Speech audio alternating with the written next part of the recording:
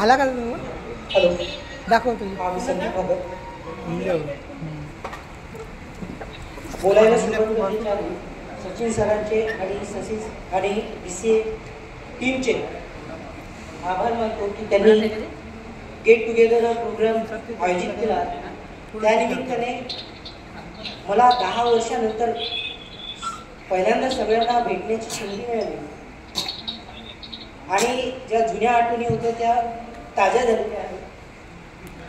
कामाच्या ओघामध्ये त्या सर्व विसरले गेलेल्या होत्या आणि सरांनी त्या आठवणीमध्ये या प्रोग्राममुळे पुन्हा त्याला उजळणी मिळालेली आहे. मी आधी हँडरायटिंग क्लास आणि ट्युशन घेत होतो आणि ट्युशन आपले जे मयूर नाईक आहेत ते माझे अगदी जवळचे मित्र. 11वी 12वी पासून ते अगदी सोबत होते आणि त्यांचे भाऊ त्यांच्या मयूरमुळे माझी ओळखी रुपेश नाईक सरांशी झाली आणि ते एकदा माझ्या क्लासेसमध्ये आले. हँडरायटिंग क्लासेस लावण्यासाठी त्यांना मी शिकवलेलं होतं आणि त्याआधी मी क्लासेस पण घ्यायचो आणि कॉम्पिटेटिव्ह एक्झामची तयारी पण करायचो, परंतु माझा रिझल्ट निघत नाही होता. आणि एक दिवस असंच मी आपल्या रुपेश भाऊला म्हटलं की भाऊ माझा रिझल्ट निघत नाही. ते म्हणाले की BCA क्लासेस जॉईन कर. मग मी क्लासेस जॉईन केला आणि सांगायचं का पूर्ण कोर्स पूर्ण होण्याच्या आधीच म्हणजे जवळपास 7-8 महिन्यामध्येच माझं सिलेक्शन सिनियर क्लर्क म्हणून रेशीम संचालनालयामध्ये झालंय आणि त्यानंतर तिथे मी 9 वर्ष होतो.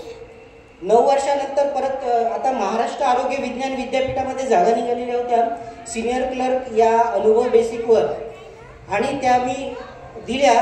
तिथे SC कॅटेगरीची एकच जागा होती, त्यामध्ये सुद्धा माझं सिलेक्शन झालं. आता मी महाराष्ट्र आरोग्य विज्ञान विद्यापीठामध्ये सहाय्यक कक्षाधिकारी म्हणून कार्यरत आहे आणि तिथलं जे पॅटर्न पाहता महाराष्ट्र आरोग्य विज्ञान विद्यापीठ हे MBBS, नर्सिंग, आयुर्वेद, होमिओपॅथी हे जे सर्व वैद्यकीय क्षेत्रातील कॉलेज आहेत सर्व त्यांच्या अंडरमध्ये येतं आणि अशा युनिव्हर्सिटीमध्ये महत्त्वाच्या पदावर जाणं म्हणजे हे सर्व सचिन सर आणि आपल्या BCA ग्रुपमुळे शक्य झालेलं आहे. आणि म्हणून मी म्हणजे सरांचे आभार म्हणजे कितीही मानले तरी ते शक्य होणार नाही. त्यांचे सदैव ऋणी राहणार. आणि समोर बोलायचं झालं तर मी सचिन सरांना म्हणेल की आपण म्हणजे काही अडचणीमुळे क्लासेस बंद केला आहे, पण माझी अशी इच्छा राहील की आपण तो क्लास परत सुरू करायला पाहिजे. जरी ऑफलाईन सुरू होणे शक्य नसेल तरी आपण तो क्लासेस ऑनलाईन सुरू करू शकतो. आपण सर्व जे काही यामध्ये इंटरेस्टेड आहे ते सर्व मिळून ऑनलाईन क्लासेस सुरू करायला पाहिजे. का? कारण आपल्यासारखे आपण सर्वसामान्य परिस्थितीमधून आलेलो आहोत आणि ज्या परिस्थितीमधून आपण लागलेलो आहोत त्याचा असे खूप सारे विद्यार्थी आहे गरजू की त्यांना खरंच मार्गदर्शनाची आवश्यकता आहे.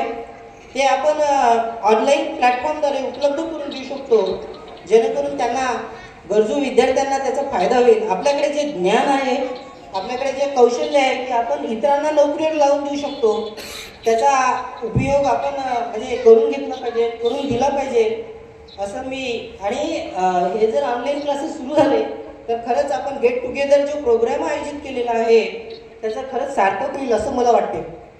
तर मी सरांना विनंती करेन की यासाठी नक्कीच प्रयत्न करा. माझे शब्द सांगतो. ऑनलाईनचा आहे ॲक्च्युली डोक्यात.